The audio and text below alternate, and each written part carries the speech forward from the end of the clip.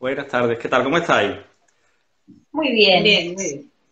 Pues ¿Qué tal nada, vosotros? tenemos un directo muy interesante donde vamos a tratar sobre todo dos temas principales que nos vamos a centrar en el tratamiento multidisciplinar en la pareja cuando acude a la reproducción asistida y otro tema también muy importante como es la edad en la reproducción asistida. Así que yo creo que con eso nada más tendríamos para llenar horas y horas. Vamos a intentar resumirlo un poquito más y poder abordar también otros temas.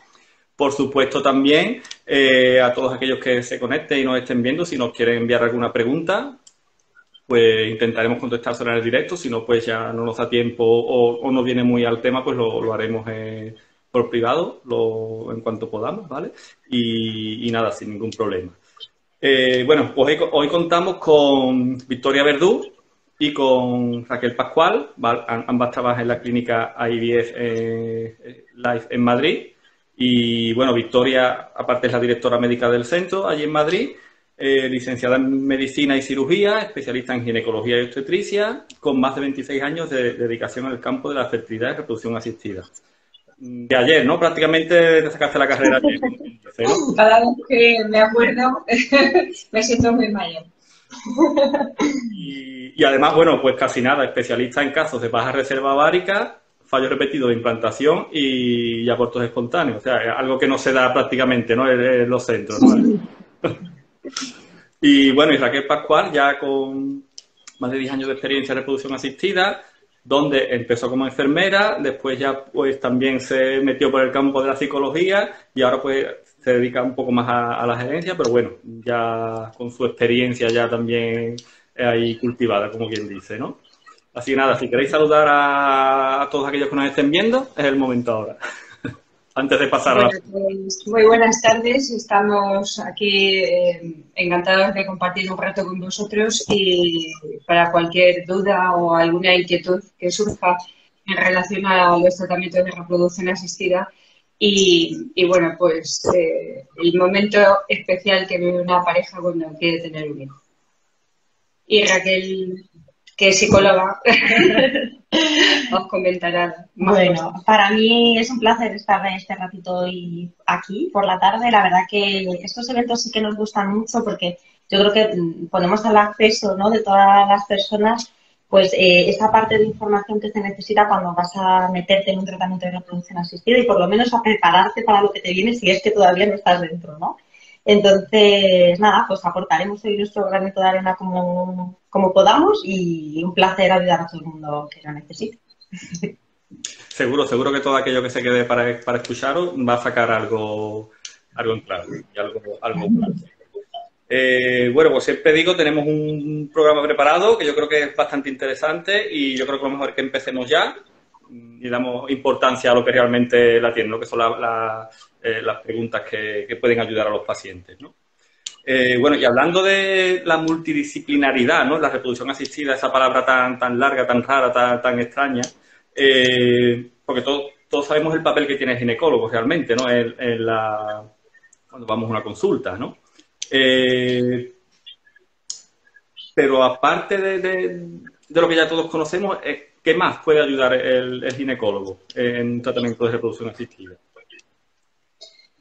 Pues cuando tú haces ginecología, cuando eres residente y decides especializarte en ginecología y obstetricia, realmente en casi ningún hospital, bueno, en estos momentos hay unidades de reproducción asistida en varios hospitales, pero cuando yo me formaba, pues no había estas técnicas, no eran accesibles y la verdad es que eran bastante desconocidas. Y cuando yo empecé a hacer reproducción asistida, pues a mí me gustaba esta parte de la gine, pero sí que me di cuenta que era, por una parte, la mitad ser médico y ser especialista en ginecología, pero la otra mitad tenía mucho que ver con la empatía, con la psicología, con la relación médico-paciente y con las conversaciones enormes y largas que hay que tener con las parejas para saber hacia dónde vamos y qué es lo que queremos conseguir. Obviamente todos queremos conseguir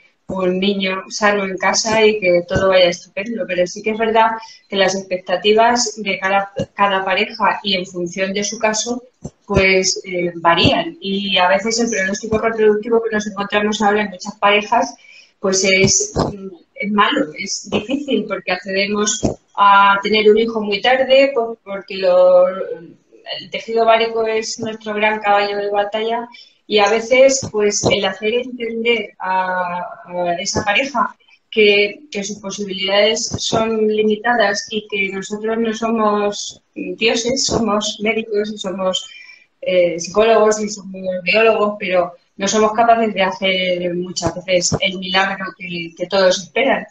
De todas formas, es un campo que solo se puede trabajar en equipo y que, bueno, pues en colaboración con los biólogos, que son parte fundamental en cualquier tratamiento de reproducción asistida, pues todo el equipo de enfermería, auxiliares y los ginecólogos tenemos una labor infinita de comunicarnos con nuestros pacientes y hacernos entender por parte de ellos y entender sus inquietudes y qué es lo que quieren ellos.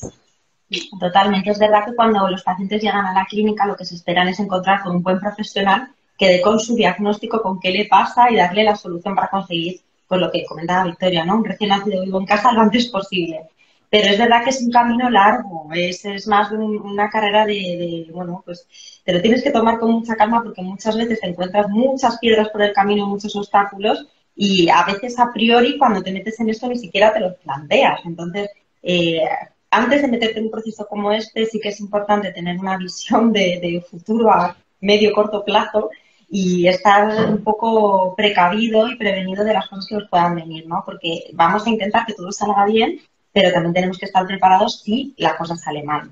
Y es lo que decimos, ¿no? No solamente necesitamos un profesional médico que nos diga todas las cosas como se tienen que hacer para conseguirlo, ¿no? Sino te tienes que sentir a gusto, tienes que confiar plenamente en el equipo, porque por muchos conocimientos médicos, por mucha tecnología que haya, si no tienes confianza, esto no va a salir bien. Sobre todo porque hay muchos altibajos, momentos en los que parece que todo está saliendo bien y de repente se me ha bloqueado el embrión, no me puedo ni siquiera transferir, entonces todo lo que habíamos conseguido hasta ese momento se pierde.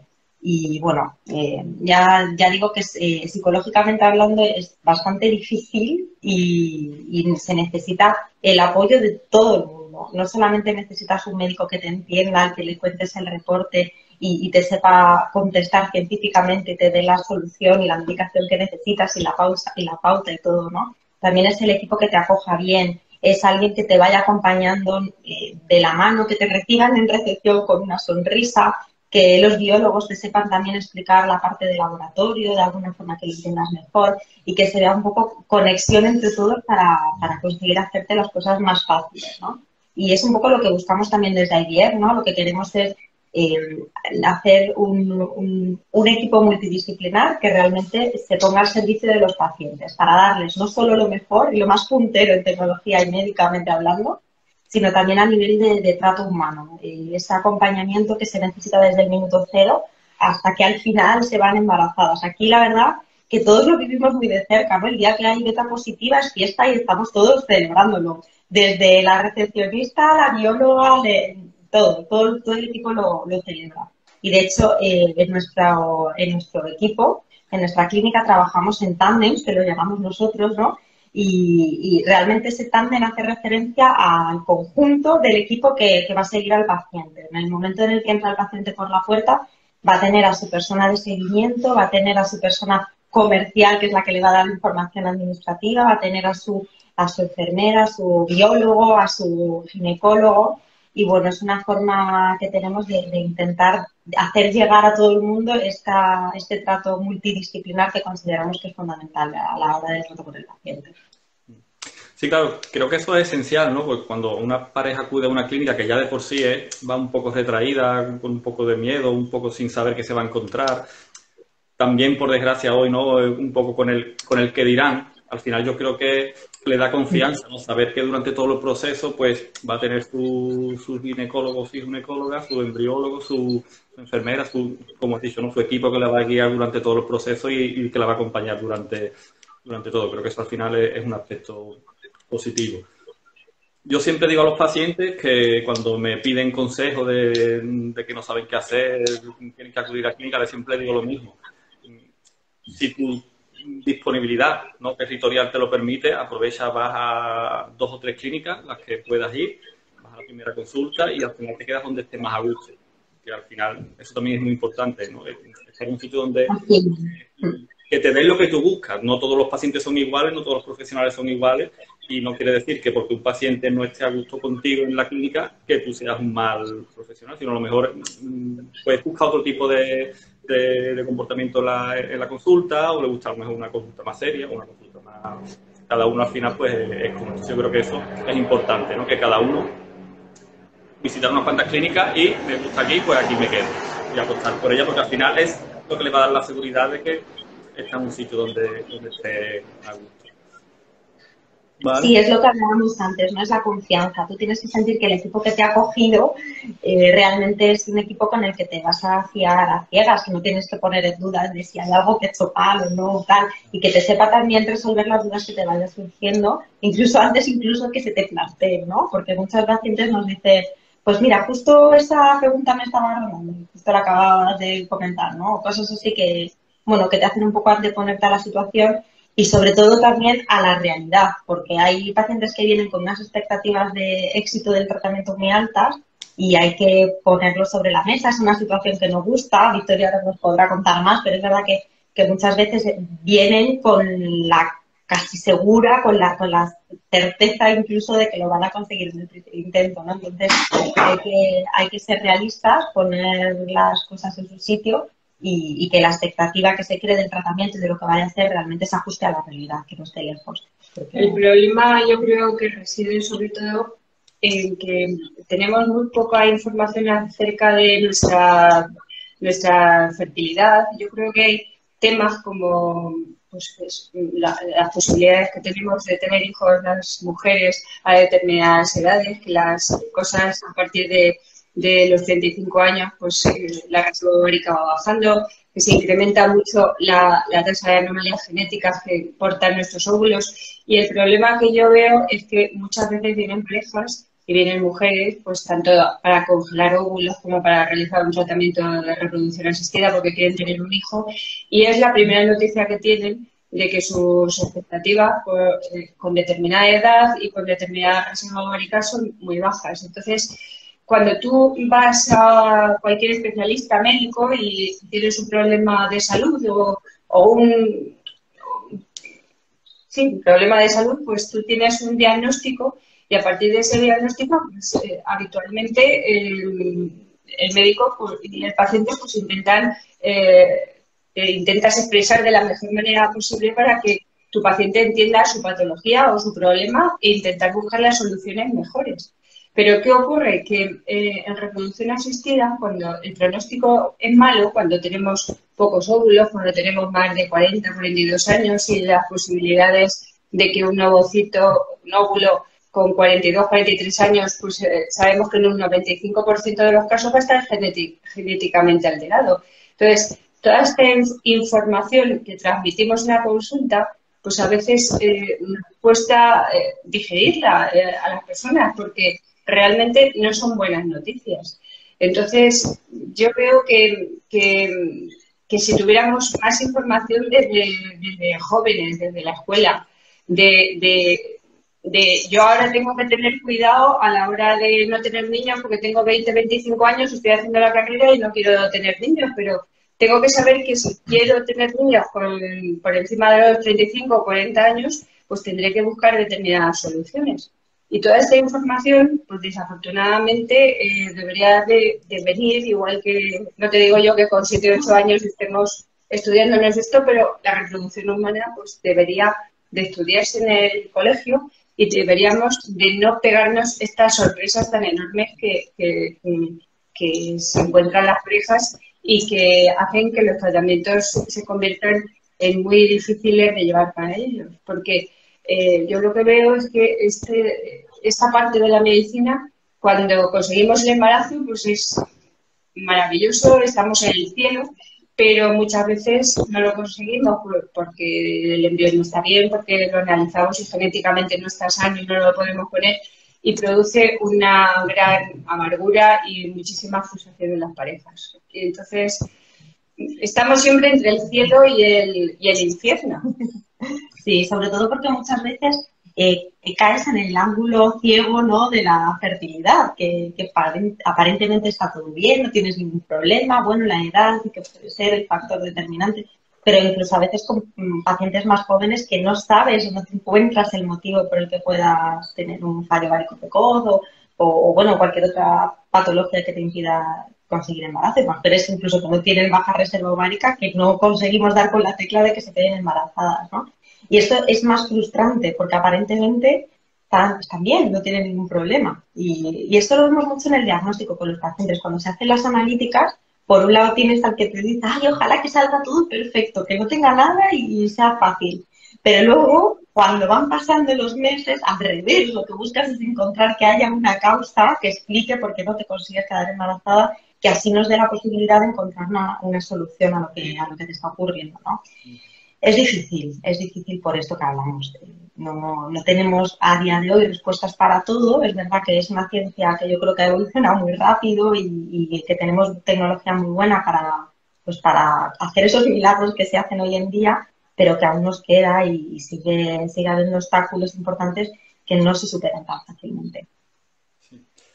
Es claro, ¿no? Es indudable que, claro, te viene un paciente y él quiere saber qué es lo que le pasa, que no tenga nada malo, pero claro, muchas veces es preferible saber qué es lo que tiene malo y decir, pues bueno, tienes mal esto, hay que solucionarlo y la solución es esta técnica o esta medicación o el tratamiento que necesite. Pero aún así hay veces que tampoco es la solución, ¿no? Que puede ser que tenga otra cosa detrás que no se vea o, como sabemos, la reproducción al final es multifactorial, ¿no? No es un solo factor, en muchos casos, ¿no?, el que acaba afectando la reproducción. Así que... Eso es. Y en la línea de lo que decía antes Victoria, estoy totalmente de acuerdo. Al final, socialmente como que no puedes ser madre antes de los 35, porque muchas veces es difícil, ¿no? Económicamente no tienes estabilidad. Bueno, ¿qué vamos a contar? Pues todos estos factores sociales que hemos ido viviendo, que si le sumas el COVID encima, pues nos dificulta un poco más toda la situación, pero es verdad que biológicamente o lo haces ahora o ya no hay marcha atrás. Entonces, yo creo que es una labor importante que tenemos que tener pues todos los sanitarios en general, ¿no?, de fomentar la preservación de la fertilidad o por lo menos los estudios y los chequeos de, pues eso, de ecografías de reserva ovárica, recuento de folículos centrales, todo esto que nos permita por lo menos hacernos una visión de por dónde estamos y si realmente vamos a necesitar ayuda o no en un futuro, ¿no? Una especie de seguro, pero sin ser un seguro, porque también tenemos que tener en cuenta que vitrificar óvulos tampoco significa que vayamos a tener las garantías absolutas de que luego con esos óvulos la cosa va a funcionar y va a salir bien, ¿no? Pero bueno, por lo menos empezar a movernos y no llevarnos ese choque con la realidad que muchas veces muchos pacientes se llevan a la hora de intentar buscar una gestación y ver que no se consigue el embarazo. Sí que es verdad, yo creo que es clave la información, ¿no? O sea, la formación de los que informan. Sí. Para que después la paciente reciba la información correctamente. Yo creo que sí, que se debería considerar de parte de médicos de cabecera o ginecólogos, ¿no?, donde la mujer acude a hacer una revisión anual, ¿no?, que normalmente suele ser, que pues simplemente que vaya en los días que tiene que estar la mujer para hacer el recuento folicular, que se le pida una antimuleriana, evitaría pues esto, como dice. Ya la mujer puede decidir, pues bueno, pues yo quiero vitrificar, no quiero vitrificar.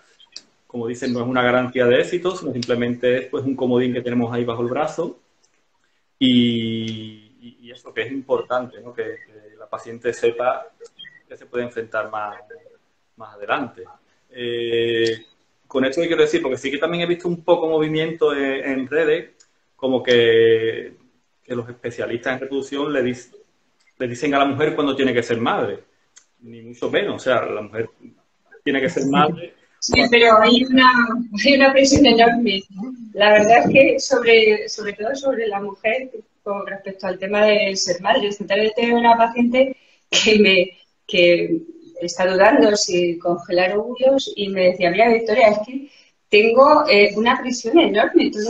Todo el mundo opina que debo de congelar óvulos y yo no siento ningún deseo de tener hijos, pero Sí que es verdad que estaba aquí en la clínica porque, claro, ya llegas a dudar de que tú, a lo mejor no quieres tener niños, pero el día de mañana pues ocurre, pero sí que es verdad que las mujeres tenemos una presión enorme a nivel profesional, o sea, a nivel profesional tenemos que sacar nuestra carrera adelante, pero que sabemos que vamos justas siempre con el tema del tiempo y aparte muchas personas que te conocen, bueno, pues te preguntan y bueno, no es que lo hagan con ninguna mala intención, pero tenemos ahí el tema de la maternidad, pues que mucha gente se interesa por esa situación emocional y reproductiva. Bueno, yo creo que eso, en cualquier caso, anima a que cada vez la información fluya y yo veo que en los últimos tiempos, y sobre todo después de la pandemia, por fin mucha gente que decidía diferir el tema de la maternidad más allá de los 35 años se ha decidido a congelar óvulos. Lo que pasa es que hay gente que llega un poco demasiado tarde y el momento ideal no es cuando tienes 37, 38 años, que es cuando mucha gente viene a congelar óvulos. Lo ideal, obviamente, sería pues entre los 20 y los 30 años, que es cuando tenemos más posibilidades de tener óvulos de buena calidad y que genéticamente estén bien. Pero, claro, son tratamientos que cuando tú estás, o proyectos que cuando tú estás terminando la carrera, estás empezando tu vida laboral, pues es que ni te lo planteas. Yo tengo una hija joven y menos pensando en tener niños, pues está en otras cosas. Entonces, sí que es cierto que entre los 20 y los 30 años sería lo mejor congelar. Entre los 30 y los 35 años es muy adecuado porque la tasa de anomalías genéticas no ha empezado a elevarse normalmente, pero la realidad es que la edad media de las pacientes que vienen a preservar la fertilidad está en torno a 37 años y que tenemos que hacer llegar ese mensaje que está llegando muchísimo más y que otro aspecto que comentaba Raquel es que tenemos que ser conscientes que cuando un varón congela una muestra de semen hay millones de espermatozoides para poder dar lugar a varios tratamientos de reproducción asistida, pero nosotros nacemos con los óvulos contados y congelamos una parte, como una porción de esa fertilidad y de ese pastel, de esa tarta que queremos utilizarlo más adelante, pero que no es un seguro de fertilidad, desgraciadamente. Y, desde luego, si tenemos óvulos congelados con unas edades debajo de 35 años, las probabilidades de conseguir un embrión que esté estupendo y sano pues son mucho mayores que cuando congelamos ya cercanos a los 40. También es verdad que si tienes 39, 40 años y resulta que no puedes en ese momento tener un hijo por cualquier circunstancia, bueno, pues prohibido no está, pero tenemos que saber que no estamos congelando, no estamos preservando la fertilidad. Muchas veces estamos preservando óvulos que en el 50% o el 60% de los casos genéticamente no van a estar bien y eso no lo podemos saber de antemano, ¿vale? Entonces yo creo que todos esos mensajes tienen que llegar y bueno, pues aquí estamos muchas veces conversando acerca de este tema. Hablábamos siempre de eso, ¿no? De ajustar la expectativa a la realidad, es lo que dice Victoria. Aunque tengas 35 años y tienes una baja reserva ovárica, pues hombre, lo suyo es que hagas más de un ciclo, porque así pues por lo menos es un seguro, pero bueno, nos garantizaremos más probabilidades de éxito a futuro. ¿Qué es lo que decimos? Si luego no los necesitas, pues bien sea, ahí está. Pero bueno, por lo menos tener una opción. Y muchas pacientes sí que me lo han comentado 1000 veces, ¿no? Ojalá que hubiera sabido que se podía preservar fertilidad. No hubiera a lo mejor tenido que recurrir a otros tratamientos que no me gustaban para ser madre, ¿no? El tema del cambio de gameto, ya esto nos llevaría 2 o 3 horas más, es algo que también está muy a la orden del día, pero es verdad que cuando tú hablas de entrada a una paciente de ovodonación o de embriodonación, raro es el caso que te diga lo acepto. Es difícil que te digan que no hay problema. O sea, es verdad que ese duelo genético existe, está ahí, y que una persona de buenas a primeras que acaba de escuchar hablar de esto, pues no es una decisión fácil, ¿no? Es algo que tienen que meditar, pensar bien y, bueno, decidir si realmente están dispuestos o no a hacer este tipo de tratamientos, que es duro. Emocionalmente, pues es complicado, no es sencillo. Con el paso del tiempo, como ahora estamos congelando en muchas ocasiones óvulos en mujeres pues a edades 30, 34, 35 años, bueno, pues el día de mañana, cuando ellos no lo utilicen, pues los requerimientos de óvulos de donante disminuirán, porque claro, tú podrás hacer de tu propia donante. Tus gametos serán los tuyos. Y la verdad es que realmente el principal problema que tenemos, como sabéis vosotros, es que cuando tú decides tener un hijo, no es que tú te encantes y que si no son tus óvulos, quiero decir que hay la mayoría de la gente termina pues aceptando pues el cambiar de gametos y aceptando una donación, pero lo lógico es que cuando tú quieras tener un hijo, bueno, sea genéticamente tuyo, no lo están haciendo porque incluso a veces es que se sienten como culpables de no ver esa posibilidad que les entre en la cabeza y sea razonable y lo lógico es que así sea. Quiero decir que nosotros que nos dedicamos a todas estas técnicas y estamos acostumbrados a ver tratamientos, gente que ha tenido hijos con óvulos y semen de donante, nos parece muy habitual, pero yo entiendo que cuando tú, en tu proyecto vital, cuando tú eras pequeña y pensabas en tener hijos el día de mañana, pues jamás en la vida se te había ocurrido que tendrías que pasar por algunos caminos que son muy difíciles de transitar. Entonces, yo creo que hay que llegar a una maduración de la idea, si eso es, no quedan óvulos, está la cosa muy complicada, tiene que ser algo que lo tengas claro, que lo hayas madurado y que veas que es una posibilidad porque tiene mucho amor que dar a tu hijo. Pero yo creo que en España, como hace muchos años que es legal la donación de gametos, de óvulos y de espermatozoides, bueno, pues se ha convertido como en un paso más de las técnicas de reproducción asistida, que empiezo por lo más sencillo, hago una inseminación, si no voy a hacer una fecundación in vitro, voy a biopsiar los embriones, pero parece que el siguiente paso es una donación de gametos y de óvulos y no es así. Hay gente que no lo ve porque éticamente o emocionalmente no lo ve y es absolutamente respetable. Es decir, que yo conozco a muchísimas parejas que después de tener problemas de infertilidad han conseguido tener hijos con óvulos de donante y están felicísimos y cuando tú nace tu hijo y tú lo has gestado y desde el primer momento te has alimentado de una manera y te tratas de una manera y tu marido te trata de una manera y tienes tu hijo y lo educas de una manera, tu hijo obviamente es tuyo a todos los efectos, pero entiendo las dudas emocionales y de aceptación de determinadas cosas que son muy transgresoras.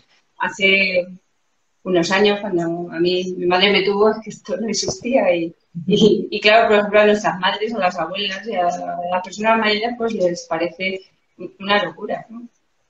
Pero yo estoy totalmente de acuerdo. Es verdad que es un punto difícil de aceptar y muchas mujeres no llegan nunca a aceptarlo, ¿no? Entonces, bueno, pues hay que ser sinceros también con uno mismo y saber hasta dónde puedo llegar y hasta dónde no.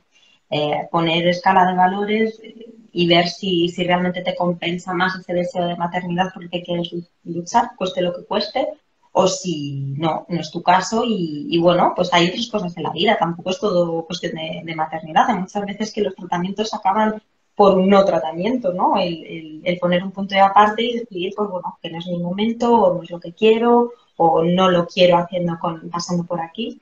Pero también tengo que decir que yo, con todos los años que llevo aquí, nunca he visto a una paciente de ovodonación que me diga, mira Raquel, no quiero a mi hijo o me siento mal. No, o sea, esos miedos surgen siempre antes de meterte a hacer un tratamiento de esto, incluso a veces en el tratamiento. Pero es que de hecho es el momento en el que tienen que aparecer todos los miedos. Porque si no te lo piensas bien y te metes de lleno a un tratamiento en sí, con luego todas las hormonas y todo el estrés del tratamiento y el embarazo que también genera hormonas y todo lo que nos pasa, pues al final nos van a complicar mucho más emocionalmente y psicológicamente el proceso, ¿no? Entonces, sí que es importante, antes de meterte en cualquier tratamiento, ya no solamente las cosas que sean con óvulos de donante, con semen de donante, cuando te vas a meter en un tratamiento de reproducción asistida, yo creo que tenemos que también desde la parte clínica, ¿no?, informar muy bien al paciente las etapas y lo que va a venir, y no solamente médicamente, sino lo que puede experimentar durante el proceso, ¿no? Lo que va a sentir, los cambios de humor que puede tener,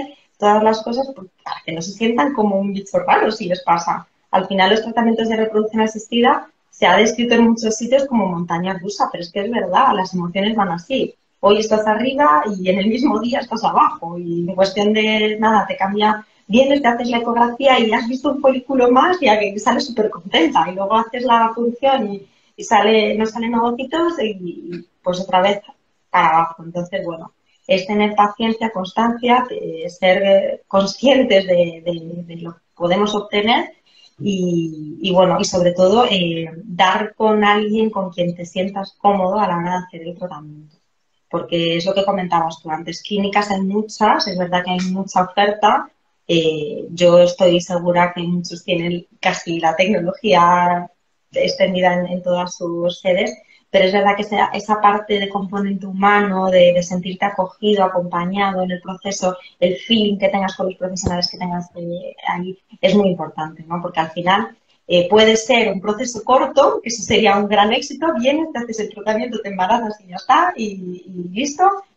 O puede ser un proceso muy largo y muy delicado y para eso necesitas estar en manos de alguien que te acoja, que te explique, que te acompañe y que no te deje solo en ese camino, ¿no? Si os parece ya, para acabar con el tema de la edad, sí que me gustaría hacer hincapié, ¿no? O reseña a una cuestión que seguramente os ha pasado también, igual que me ha pasado a mí, ¿no? Y es cuando a una paciente de 40 y tantos años se le dice que la técnica más recomendable en su caso es acudir a donación.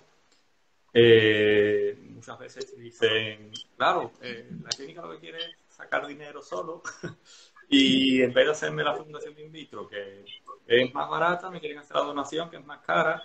Y claro, realmente no es así. O sea, una donación de ovocitos, podemos estar dando una tasa de éxito pues, a partir del 70% prácticamente en la mayoría de los centros. Y la tasa de tratamientos de fecundación in vitro en pacientes de más de 40 años, pues, ¿cuánto puede estar? En torno al 18 o 20%. Pues, al final, vemos que compensa. Y además a una clínica tampoco le interesa tener una paciente haciéndose 3 ciclos con una baja respuesta, con donde no va a tener ovocitos, o los embriones no va a ser de buena calidad. Prefiere pues directamente un ovodón y que la mujer se quede a la primera y se vaya contenta, ¿no? Eso es, yo creo que ahí estamos todos de acuerdo, ¿no? Yo lo que creo es que lo que hay que tener es tremendo respeto, que ya sé que lo tenemos todos o procuramos tenerlo, pero hacia la pareja, porque realmente una cosa es lo que va a ofrecer una tasa de embarazo más alta y otra cosa es realmente lo que yo quiero. Y yo, si quiero tener un hijo y que mi carga, o sea, que sea con mis óvulos, con mi carga genética o con la de mi marido, a lo mejor que está también bajito, pero para nosotros es muy importante esto. Y hay una posibilidad, lo que creo fundamental es transmitir correctamente la información. Porque ahora esto no es una excepción, es el pan nuestro de cada día. Todos los días tenemos parejas que superan los 40 años que lo que tenemos que hacer es transmitirles correctamente qué es lo que nos espera y qué tasa de embarazo y qué tasa de embriones sanos vamos a tener y qué probabilidades tenemos de que ellos se implanten. Pero yo creo que tenemos que hacerlo entender. No es fácil porque emocionalmente es duro comprender, porque, por ejemplo, 43 años, sabemos que el 95% de los óvulos no van a estar bien. Obviamente, si tienes una reserva ovárica más alta, pues cuantos más óvulos tenga, más probabilidades tengo de tener algún embrión sano. Pero no es fácil. Pero también es verdad que lo que no puede ser es que nosotros decidamos qué tratamiento va a hacer una pareja o no. Tenemos que hacernos entender. Y es lo más difícil. Yo, de verdad, creo que no es porque no hable castellano antiguo, porque yo soy española de Albacete y se me entiende perfectamente, pero creo que llegar a transmitir emocionalmente las probabilidades reales y que la pareja vea el esfuerzo que van a tener que hacer a nivel emocional, a nivel económico y si eso les compensa, es lo que yo tengo que hacer, intentar transmitir esa información de la mejor manera posible, pero yo creo que una pareja que se conoce tarde y decide tener un hijo o en una segunda relación que vienen y ya han tenido niños y quieren tener un hijo en común, ellos tienen que conocer sus posibilidades, pero yo no les puedo quitar la posibilidad de intentarlo. De hecho, pues no es muy frecuente que lo consigamos, pero yo, el embarazo, yo se lo digo a mis pacientes, el embarazo con más edad que yo he conseguido es con 44 años.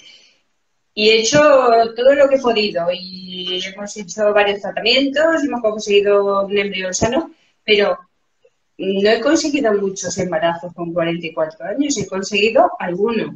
Y yo les tengo que transmitir la dificultad y después de toda mi trayectoria, pues que tengo, pues eso, una paciente con 44 años que sé que está embarazada, que el niño va bien porque lo sé, pero que no son muchas, que es una. Y les tengo que decir la verdad. Y a veces aceptar esta realidad es lo que más nos cuesta. Pero creo que todo el mundo tiene derecho a saber su pronóstico reproductivo y si tienen posibilidades, las que sean, y ellos lo quieren intentar, tienen que tener la posibilidad de intentarlo. Porque... Sí, es verdad que mucha gente se agarra a un clavo ardiendo, ¿no? Si le dices, tienes muy pocas posibilidades. ¿Cuántas? Porque muchos insisten en saber el porcentaje. Un 2%, porque no puedes decir un 0%. Pues, bueno, pues tengo un 2%, pues vamos a intentarlo, ¿no? Entonces, pues bueno, aquí es verdad que en IDF hemos intentado hacer una oferta también que se ajuste a los pacientes que ya sabemos que tienen mal pronóstico. Por ejemplo, tenemos una cosa que se llama embriobanking, que consiste en hacer varios ciclos de estimulación pues para acumular, digamos, embriones y hacer luego el diagnóstico genético a los embriones y ver si maximizar, digamos, las posibilidades de encontrar algún embrión euploide, algún embrión sano que transferir. Pero es verdad que este tipo de tratamientos son muy duros.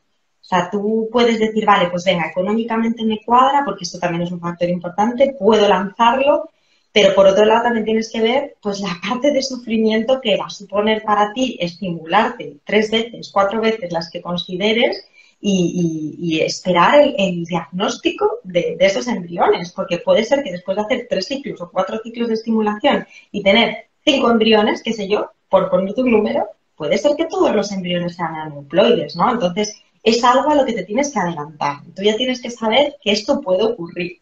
¿Que vamos a querer que no pase? Por supuesto. Y vamos a poner toda la carne en el asador para hacerlo de la mejor manera posible y que el laboratorio los cuide, vamos, como sus hijos y que vayan y que evolucionen y que lleguen a hablarte y hacerle la biopsia conmigo y todo, pues sí. Pero es verdad que no podemos garantizar que va a salir bien.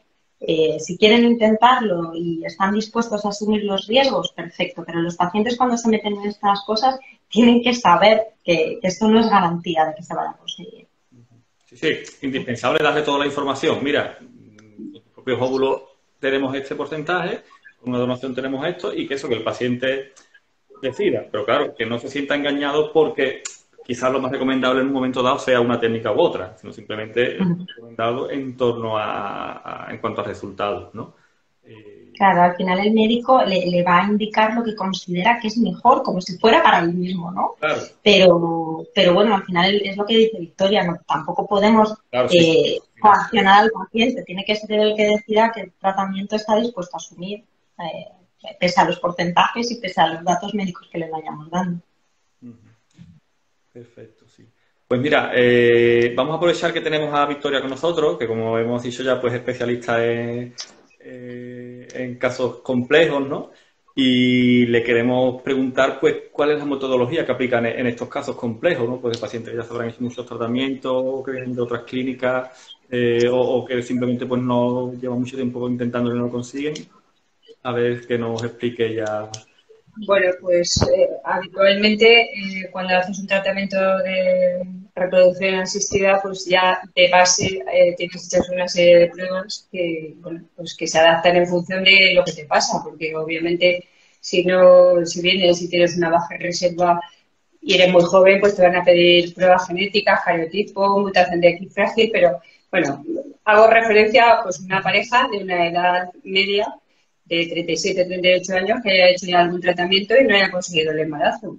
Lo que sí que es cierto es que hay unos protocolos establecidos que hay que hacer una serie de pruebas básicas, como son estudios genéticos a la mujer y al varón, cariotipos en sangre periférica, que se llama, y luego, en caso del varón, pues existen técnicas para intentar ir un poquito más allá del estudio básico del varón, porque sí que es cierto que sabemos que factores de tipo ambiental, el estrés, el estilo de vida, el tabaco, el trabajo que tengas, si estás todo el día sentado, si tienes una edad determinada, pues pueden producir una serie de alteraciones en el ADN de los espermatozoides y, bueno, pues en estos momentos pues hay técnicas tanto de diagnóstico como la fragmentación de cadena doble de los espermatozoides y de selección espermática para intentar seleccionar aquellos espermatozoides que tienen mejor pronóstico y que pueden estar muy influenciados por ese estilo de vida del varón, que sabemos que el hombre, pues a lo largo de su vida va produciendo espermatozoides, no tiene ese declinar como las mujeres, pero los factores ambientales tienen una influencia muy importante. Y luego, con respecto a la mujer, bueno, pues siempre, aparte de si no hay una implantación de 1 o 2 embriones, pues lo indicado es hacer una histeroscopia para ver cómo está el útero por dentro, pero en estos momentos pues hay test de receptividad endometrial que tienen una evidencia científica limitada, pero sí que es cierto que en determinados casos pues nos pueden ayudar a conocer si una mujer necesita más o menos días de progesterona a la hora de poner un embrión. Tenemos test también a nivel inmunológico en el endometrio. En este centro pues tenemos un test propio que estudia el sistema inmune a nivel endometrial y si hay algún desequilibrio pues intentar tratarlo. Y también en los últimos años, y esto pues se habla mucho en las reuniones científicas, pues hablamos del microambiente endometrial, la microbiota endometrial, que es el gran descubrimiento del siglo XXI. Todo el mundo habla de la microbiota intestinal, de la microbiota en todos los sitios y relacionado con todo tipo de patologías, pero sabemos que el microambiente que hay dentro de la cavidad uterina pues puede tener una influencia fundamental a la hora de conseguir la implantación y a veces estamos poniendo ahí embriones que están sanos y que no implantan y resulta que es que teníamos ahí una infección larvada dentro de la cavidad uterina que se puede solucionar poniendo un antibiótico o varias tandas de antibiótico, pero que tengo que decir que en estos momentos pues afortunadamente tenemos herramientas para intentar llegar un poco más allá. A veces, ¿qué ocurre? Pues que tú dices, todas estas herramientas, esta pareja no tiene un fallo de implantación. He hecho varios ciclos de fecundación in vitro, tengo 44 años y he conseguido tener un embrión sano. Entonces, bueno, pues obviamente todos los embriones y todos los hijos son súper valiosos, pero en algunos casos es que es muy complicado haber llegado hasta ahí. Entonces yo creo que a veces nos planteamos si todas esas pruebas de fallo de implantación que hacemos después de varios fallos a la hora de poner embriones no lo tenemos que hacer de entrada, porque claro, si yo tengo un embrión sano con 43, 44 años, a lo mejor es el único que tengo y lo tengo que poner en las mejores condiciones posibles, de manera que a veces las pruebas que se realizan en casos difíciles, pues cada vez las hacemos antes porque es nuestra oportunidad de conseguir un embarazo. Realmente, a veces me pregunto si medicalizar tanto los tratamientos y hacer tantas pruebas, ven una pareja y le explicas todo esto y lo otro, y los test de receptividad y los test de compatibilidad genética, quiero decir que sale la pareja con la cabeza como un bombo, porque realmente es mucha información, pero sí que es cierto que a veces o lo hago o no lo hago y realmente no es que seguro que si eso está bien me vaya a implantar el embrión, pero sí, se trata de controlar lo controlable. Vaya, con las herramientas que tenemos ahora, pues tener las máximas posibilidades de que funcione bien, porque a veces te la juegas a una carta, ¿no? A un embrión. Entonces, bueno, en ese sentido sí que se recomienda, o sí que desde aquí lo solemos recomendar, en los casos difíciles, porque sueles tener un número de embriones más limitado, porque sueles tener menos posibilidades, entonces intentas pues hacerte el camino pues más fácil, ¿no? En la medida de lo posible, sin tener garantías de nada, pero tratando de facilitarlo. Y bueno, pues en la misma línea pues tenemos más cosas, ¿no? Pues por ejemplo, hemos implantado la PRP, que está teniendo bastantes buenos resultados, que sin decir a la gente que esto es, vamos, la panacea y ni que vamos a solucionar todos los problemas de fertilidad, pues bueno, es verdad que poco a poco vamos viendo resultados, vamos viendo que las hormonas antimulerianas sí que aumentan, que los endometrios se engrosan mejor, o sea, sí que vamos teniendo resultados que nos reportan que los instrumentos que estamos utilizando son los adecuados. ¿Que falta literatura científica? Está claro, mucha. Muchos estudios y muchos años por delante de investigación. Pero bueno, en ello estamos, ¿no? Y desde aquí, desde IVF sí que estamos intentando meternos un poquito más en lo más puntero, digamos, para intentar ofrecer a los pacientes lo último dentro del campo de la repro.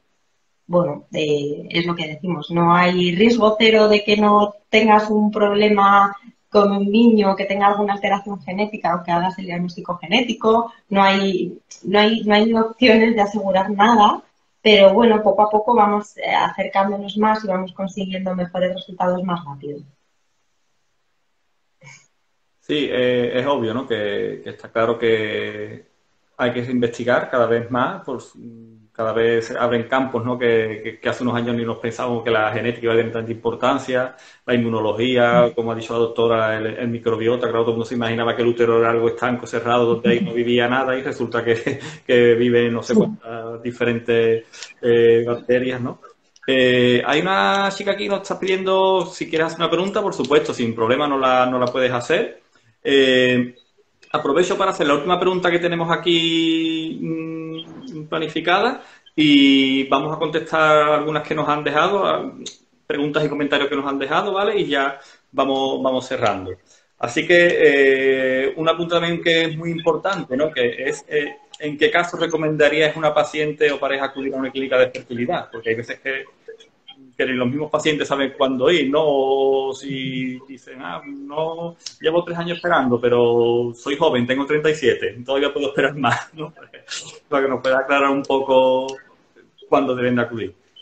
Pues mira, eso también está absolutamente protocolizado y cuando tenemos menos de 35 años la mujer, pues hay que acudir siempre el que llevemos al menos un año intentándolo, pero bueno, un año lleno de meses que te ha bajado la regla y que te has estresado, la verdad es que son bastantes meses. Y desde luego, si estamos por encima de los 35 años, antes de que hayan pasado 6 meses que estemos intentando un embarazo y no venga el niño, pues hay que acudir. Porque no es lo mismo tener 37 que 38 que 39. Cuando tenemos 29 años, pues da lo mismo 27 que 28 que 29. Pero en la década de los 30-35, los años son fundamentales. Nos van a ayudar mucho a conseguir el embarazo si es que tiene que venir lo antes posible. Y en principio, yo creo que una pareja que decide tener hijos y tiene más de 38 o 40 años, yo creo que tiene que darse su oportunidad, pero yo creo que cuando lo empiezas a intentar, pues hay que hacerse un seminograma, hay que hacerse una valoración de la reserva ovárica y ya te digo que yo creo que el tiempo es oro para las mujeres. Y bueno, pues cuanto antes, por lo menos te informes de cuál es tu situación. Entre los 35, 38, 39 años. Por encima de esas edades yo creo que hay que estar intentándolo, pero ocuparse de saber en qué situación estamos.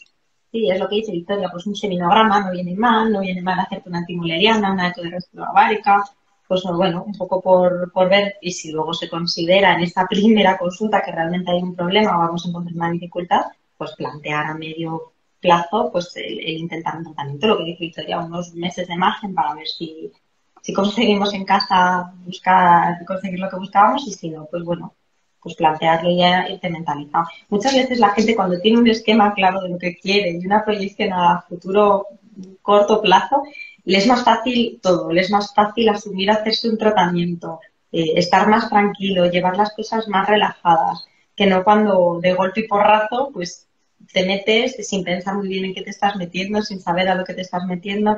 Esos meses de pensarlo y de intentarlo y de valorarlo, yo creo que vienen muy bien en general para que para que la gente luego se meta con más ganas a hacer el tratamiento. Porque es que tienes que meterte con ganas, porque se te van a quitar, en cuanto empieces, esas ganas van a ir disminuyendo. Entonces, si no te metes con un nivel bueno y optimista y positivo, es posible que te quedes en mitad de camino, vamos, hecho trizas. Por eso sí que es importante estar fuerte. Sí. No sé la pregunta de esta chica. Nos han dejado un comentario antes diciendo que cuando hemos estado hablando del tema de la criopreservación, ¿no? de ovocitos, una chica que nos decía que tenía amigas que lo querían hacer, pero claro, que no podían hacerlo.